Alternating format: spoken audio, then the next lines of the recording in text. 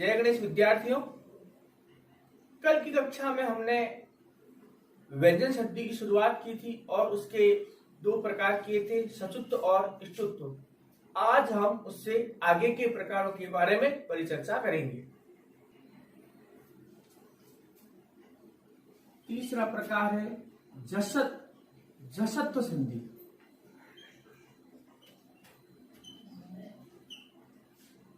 जसत्व संधि का सूत्र क्या है? जलाम जसोन्ति।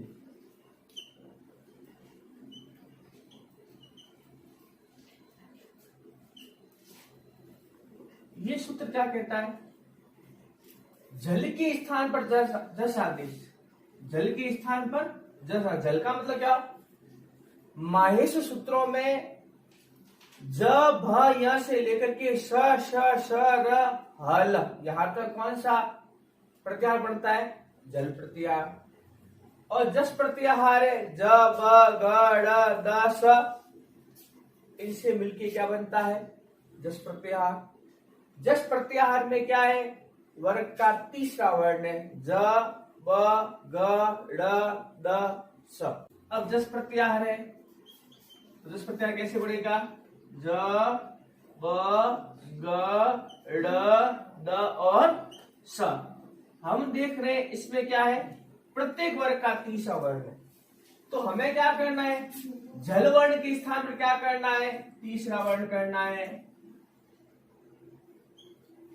जल का मतलब क्या होता है? वर्ग का पहला, दूसरा, तीसरा, चौथा, स ह। ये जो होते हैं वो क्या होते हैं? जल वर्ण होते हैं। जल वर्ण को क्या हो जाएगा? तीसरा। जल के बाद क्या होना चाहिए? स्वर। जल प्लस क्या होना चाहिए? स्वर। और या फिर क्या होना चाहिए? वर्ग का तीसरा, चौथा, पांचवा, ह, य, व, र और ल। जल के बाद जब स्वर होगा या किसी वर्ग का तीसरा, चौथा, पांचवा होगा या ह, य, व, र, ल होगा तो जल को क्या हो जाएगा?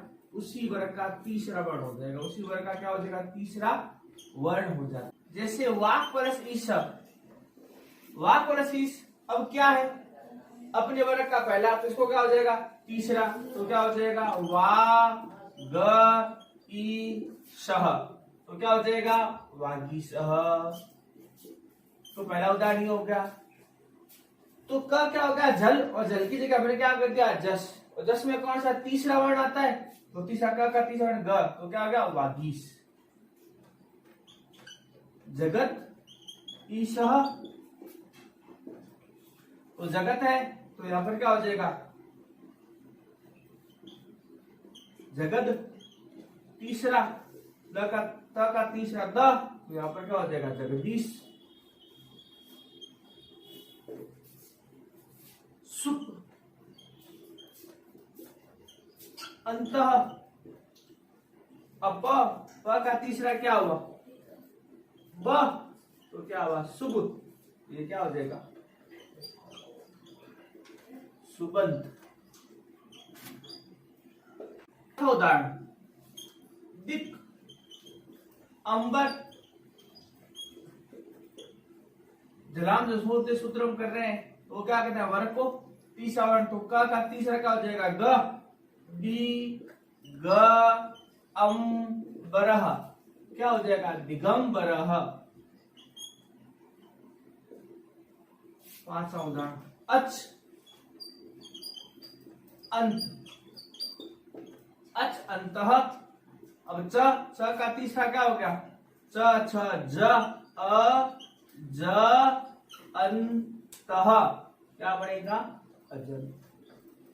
चौथा चतुर्व संधि। चतुर्व संधि का सूत्र है खरिच। क्या हुआ? खरिच। चतुर्व संधि का सूत्र क्या? खरिच। ये क्या कहता है? जल के बाद खर वर्ण हो तो जल को क्या हो जाएगा? प्रथम वर्ण हो जाएगा। उस समय जल को क्या करे थे? जलाम जसोन्ति तीसरा। इसमें क्या करेंगे? जल को पहला वर्ण करेंगे। यदि बाद में क्या हो? खर वर्ण हो। खर वर्ण का मतलब होता है वर्ग का पहला और दूसरा वर्ण। जैसे अब उदाहरण विपत कालह, तो द का पहला क्या हो गया त, तो क्या हो जाएगा विपत कालह।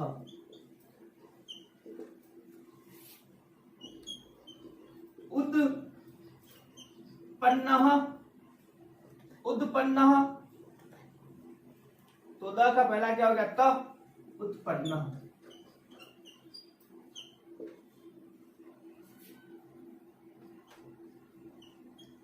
तद परह, तो द का पहला त, तत्परः। लप सयते,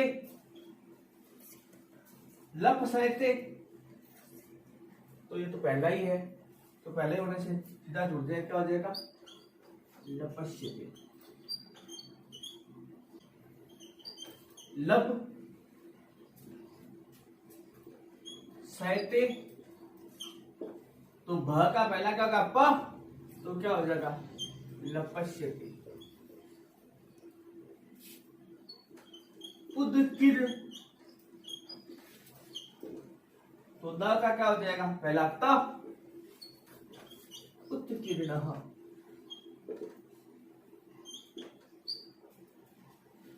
अब हम अगला सूत्र करेंगे।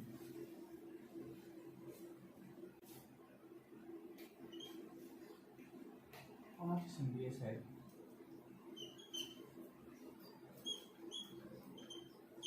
पर सवर्ण संधि,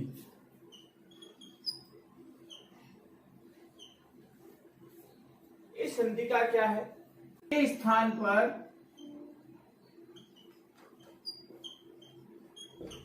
पंचम वर्ण हो जाता है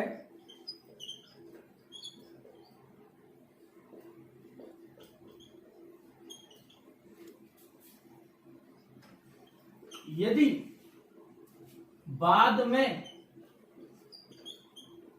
पंचम वर्ण हो, तो बाद में पंचम वर्ण हो तो ये नियम कहता है कि यर जो वर्ण है, यर वर्ण का क्या है हयवर्ट है, हयवर्ट से लेकर के श इन महेश सूत्रों से क्या बनता है यर प्रत्याहार का निर्माण होता है। तो ये कह रहा है यर जो वर्ण है उन यर वर्ण के स्थान पर पंचम वर्ण हो जाता है यदि बाद में वो पंचम वर्ण हो तो हम इसको पर स्वर्ण संधि कहते हैं। जैसे उदाहरण वाक महिमा, वाक महिमा, तो क क्या हुआ यर और म क्या हुआ पंचम प फ ब ब म, तो पंचम होने से उसी वर्ग का क का पांचवा हो जाएगा यहाँ पर। तो जो क वर्ग उसका पंचम क्या हो गया वांग महिमा। तो उदाहरण क्या बना वांग महिमा। दूसरा उदाहरण एतद मुरारी। अब यर वर्ण है द और म भी से क्या पंचा वर्ण, तो इस वर्ग का पांचवा वर्ण क्या होगा न एतन मुरारी। तो यहां पर क्या हो जाएगा एतन मुरारी, एतन मुरारी। तद न, अब तद न पीछे न भी क्या है पंचवर्ण है तो द का होगा पंचवर्ण हो जाएगा। तो यहां पर क्या हो जाएगा तन्न। वाक मूलम,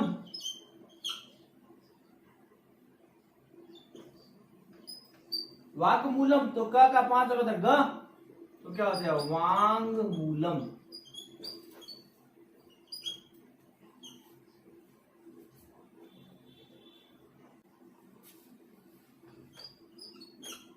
तद मात्रम, तद मात्रम,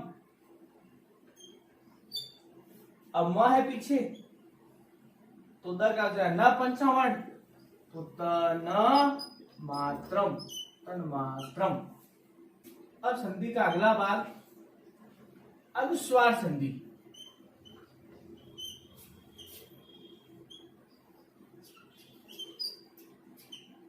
अनुस्वार संधि, अनुस्वार संधि है, उसका मुख्य सूत्र क्या है? मोनुस्वार। कौन सा सूत्र है? मोनुस्वार।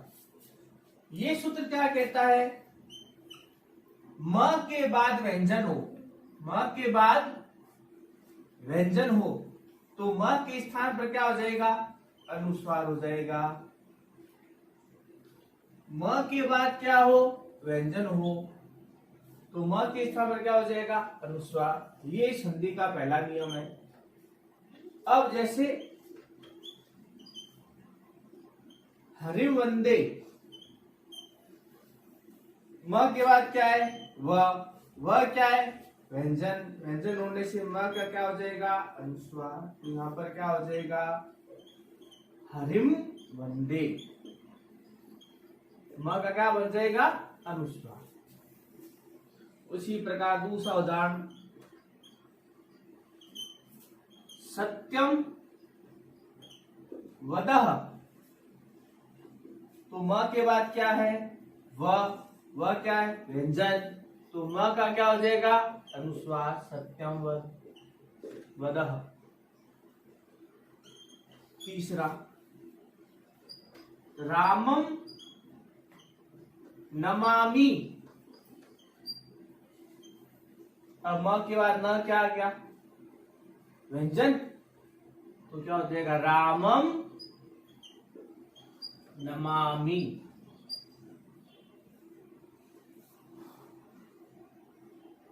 अब चौथा उदाहरण, प्रियम वंदे, प्रियम वंदे, तो म के बाद वह क्या होगा? व्यंजन। तो यहाँ पर स्थिति क्या बनेगी? क्या बनेगा? समस्त पद। प्रियम वंदे। पांचवा, मातरम वंदे,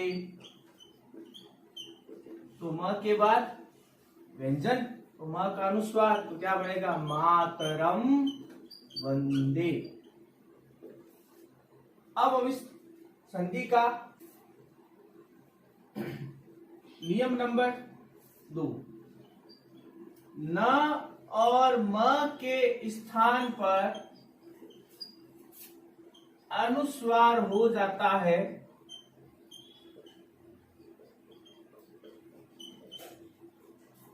यदि हल वर्ण परे हो।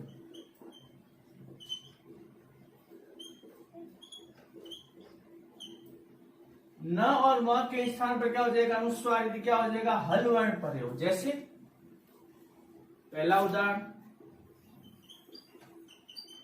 यसान सी, अब ये स किसमें आ रहा है? स र, हल, तो हल के अंदर स आया तो दंत सकार हो गया। न के बाद न का क्या हो गया?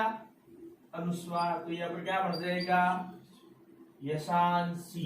क्या हो जाएगा? यशांसी।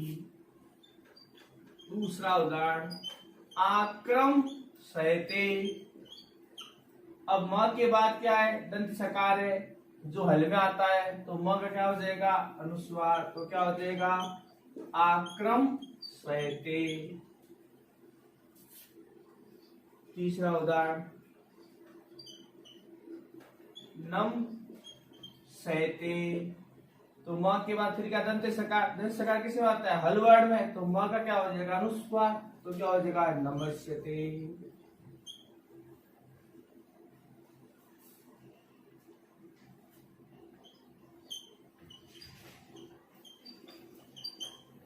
श्रेयान सी, तो न के बाद फिर क्या? हल वर्ण। हल वर्ण से न का क्या हो जाएगा? अनुस्वार। तो क्या बन जाएगा? श्रेयांसी।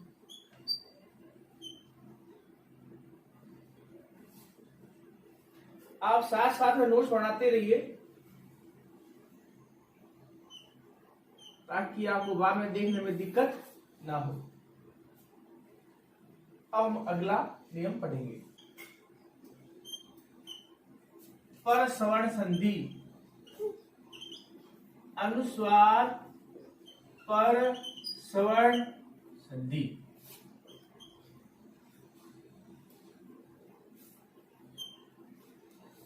इस संधि में क्या होगा, अनुस्वार के स्थान पर क्या हो जाएगा, जैसे यहां अनुस्वार है और पीछे कोई वर्ग का कोई वर्ण है, पहला, दूसरा, तीसरा, चौथा वर्ण है, तो अनुस्वार को उसी वर्ग का क्या हो जाएगा, पंचम वर्ण हो जाएगा। क्या हो जाएगा, पंचम वर्ण हो जाएगा। जो प्रथम वर्ण है उसी वर्ण का क्या हो जाएगा, पंचम वर्ण। पीछे क्या होगा,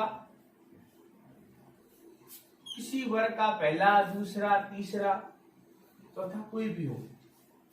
अब जैसे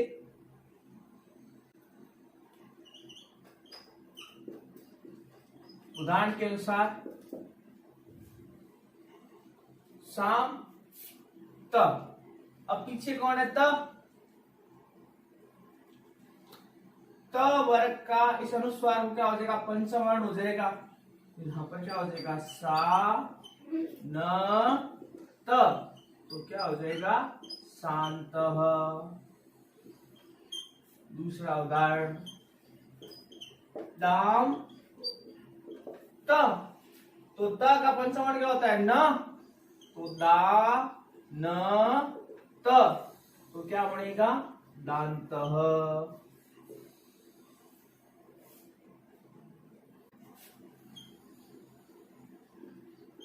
गुम,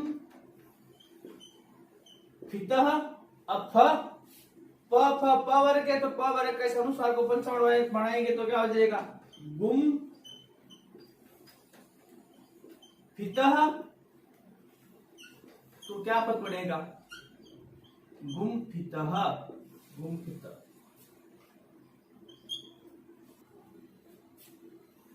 अब अंकितः,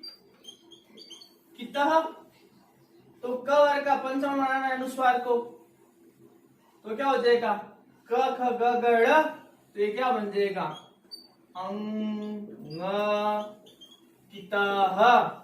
बराबर क्या बनेगा, अंकितः। क्या हो जाएगा, अंकितः।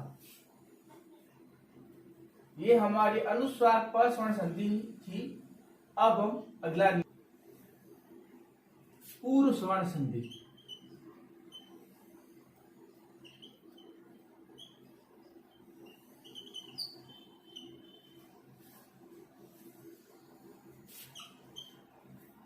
पूर्व स्वर्ण संधि हम पढ़ेंगे। इसका नियम क्या है,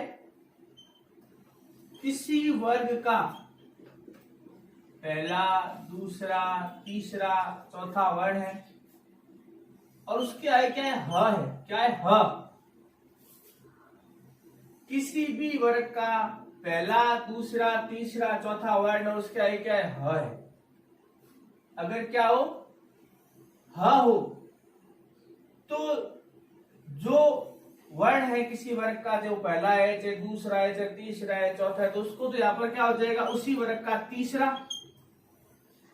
और जिस वर्ग का तीसरा क्या है, उसी वर्ग को ह का क्या हो जाएगा, चौथा।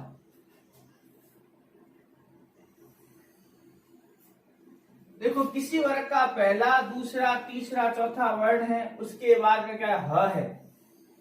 तो हम क्या करेंगे, यदि ह हो तो क्या होगा, उसी वर्ग का पहले को, दूसरे को, तीसरे को, चौथे को क्या हो जाएगा, तीसरा हो जाएगा। तीसरा है तो तीसरा ही रहेगा। और जिस वर्ग का तीसरा क्या, उसी वर्ग का ह को क्या कर देंगे, चौथा। अब जैसे देखो, उदाहरण है वाक, हरि। अवाक हरि है तो क्या लिखा, किसी वर्ग का पहला, दूसरा, तीसरा, चौथा, उसके बाद ह हो। तो हम देख रहे हैं कि पहला है का, उसके बाद क्या है, ह है। तो हम इसी वर्ग का क्या करेंगे, तीसरा करेंगे। तो यहाँ पर क्या हो जाएगा, वा, ग, और ये हो जाएगा हरि। अब जिस वर्ग का तीसरा है क्या, उसी वर्ग का चौथा करोगे तो क, ख, ग, घ, तो आपको क्या हो जाएगा, घ। यहाँ की स्थिति क्या बनेगी, वा, ग, गरी। जोड़ने पर क्या बनेगा, वाग, गरी। ये हमारा पहला उदाहरण। वाक प्लस हरि, तो यदि पहले, दूसरे, चौथे के सामने क्या हो, ह वर्ण हो, तो उसी वर्ग का क्या करेंगे, पहले तीसरा करेंगे और तीसरा करने के बाद उसी वर्ग का चौथा इसको कर देंगे, को कर देंगे, तो क्या बन जाएगा, वाग्गरी। तदहितम। अब तदहितम है तो तीसरा है, तो चौथा क्या होगा? त थ द ध। तो ये क्या बन जाएगा? तद्धितम।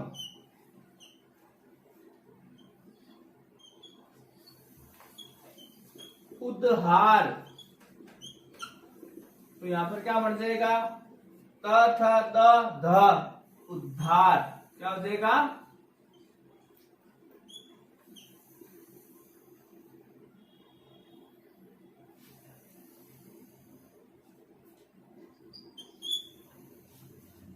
अपहवी।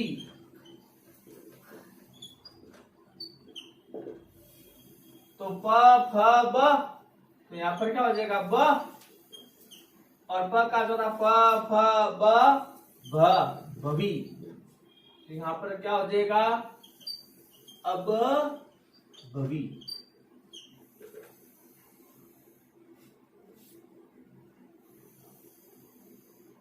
अब हम अगली संधि पढ़ेंगे। अब हम पढ़ रहे हैं लत संधि, जो व्यंजन संधि का लास्ट प्रकार है, अंतिम प्रकार है, हम इसको पढ़ रहे हैं। और इसका सूत्र है तोरली। क्या है? तोरली। ये सूत्र क्या कह रहा है? पहला उदाहरण, पद लवह। तो त वर्ग के सामने क्या है? ल है। त वर्ग के सामने क्या है? ल है। तो त वर्ग को क्या हो जाएगा? ल। तो यहां पर क्या हो जाएगा? प ल लवह। तो क्या बनेगा? पल्लवः। दूसरा, तद लयः। फिर त वर्ग के सामने क्या है? ल है। तो क्या हो जाएगा? त वर्ग को ल। तो क्या हो जाएगा? तल लयः। तो समझ पद क्या बनेगा? तल्लय। सामने फिर ल, तो क्या हो जाएगा? त वर्ग को ल। त ल ली नह, तल्लीनः।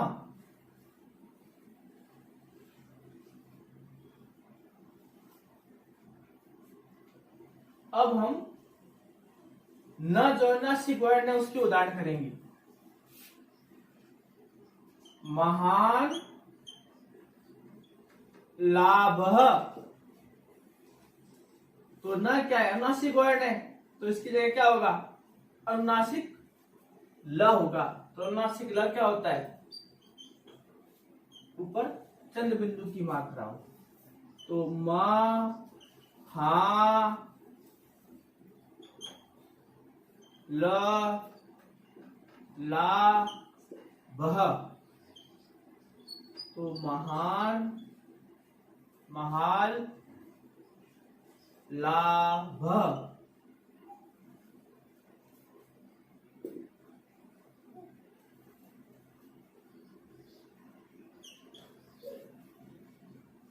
विद्वान, लिखती।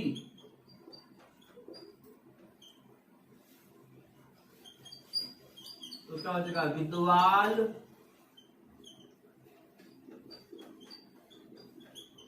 लिखती। तो क्या पड़ेगा? विद्वान, लिखती।